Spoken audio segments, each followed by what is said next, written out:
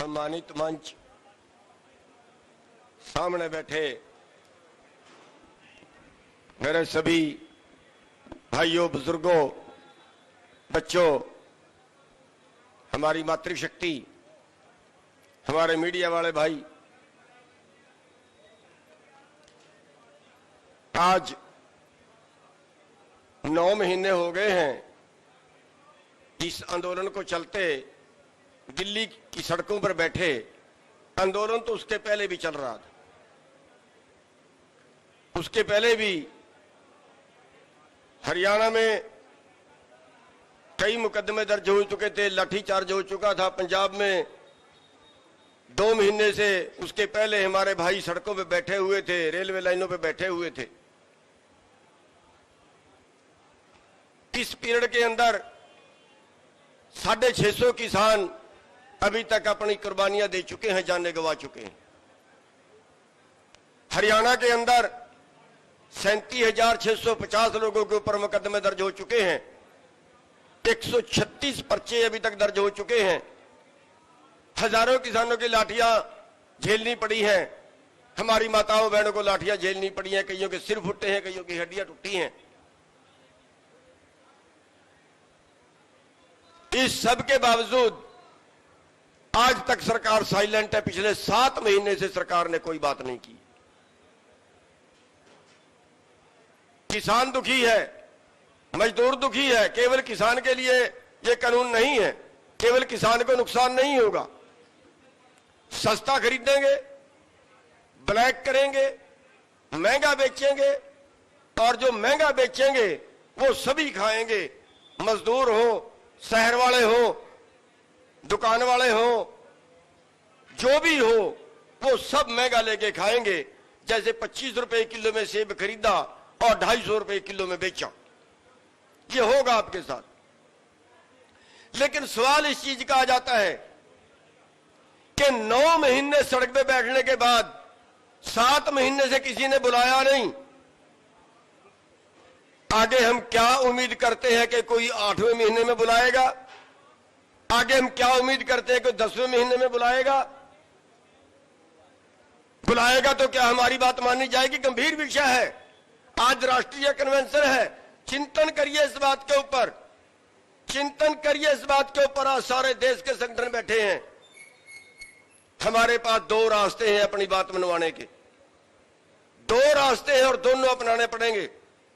हम शांतिपूर्वक आंदोलन चला रहे हैं। पूरे देश के अंदर जागृति आई है। पूरे देश के अंदर बीजेपी का ग्राफ डाउन गया है, ये सच है। हम बीजेपी को हरा देंगे, ये भी सच है। दूसरी सरकार आ जाएगी, क्या वो हमारी बात मानेगी?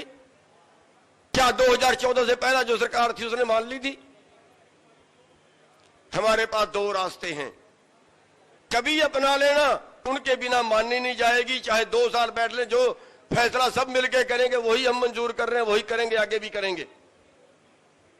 मोर्चे के साथ में रहेंगे, लेकिन विचारधारा अपनी अपनी है। विचार जरूर रखना चाहिए। विचार रखेंगे तभी कोई मंथन होगा, तभी उसमें से कुछ निकलेगा। देखिए, हम देश के इतने लोग हैं, इतने किसान हैं। अगर हम चाहें कि 10 लाख आदमी दिल्ली में आना चाहिए, तो हमारे कैसे 10 लाख आदमी दिल्ली में आ जाएगा। आज 10 लाख लोगों को बुलाए तो 10 लाख दिल्ली में आ जाएगा। और अगर हम 10 लाख लोग इकट्ठा होके, 5 लाख लोग इकट्ठा होके, अगर हम 50,000 भी हो और दिल्ली के अंदर घुस जाओ और घेर ले प्रधानमंत्री के निवास को, उनके पास क्या रास्ता बचेगा? देश का कोई कानून नहीं कहता जनता को गोली मार दी जाए। देश का कोई कानून नहीं कहता जनता की हत्या कर दी जाए। आखिरकार उनको हमारी बात माननी पड़ेगी। एक तरीका है अपनी बात को मनवाने का।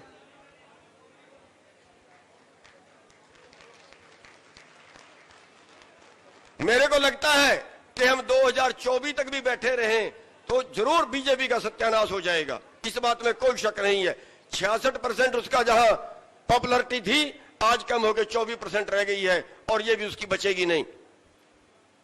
जहां जहां चुनाव होगा जरूर हराएंगे बीजेपी को।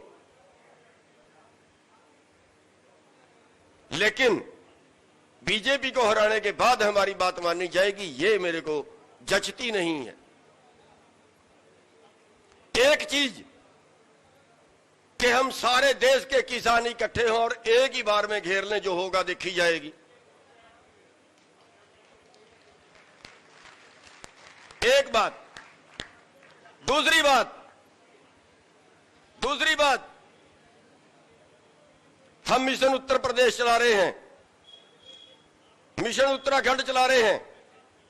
उत्तर प्रदेश का आंकड़ा बता रहा है कि 8.5 करोड़ वोट किसानों की है, जिनके नाम दर्ज है। प्रधानमंत्री जो 2000 रुपए देते हैं उसमें उनकी वोट गिने तो 8.5 करोड़ वोट है, और 3.5 करोड़ वोट में उत्तर प्रदेश की सरकार आज के टाइम में बनी हुई है। जो सरकार बनी है उसकी 3.5 करोड़ वोट डली है। 3.5 करोड़ वोट में सरकार बनी है।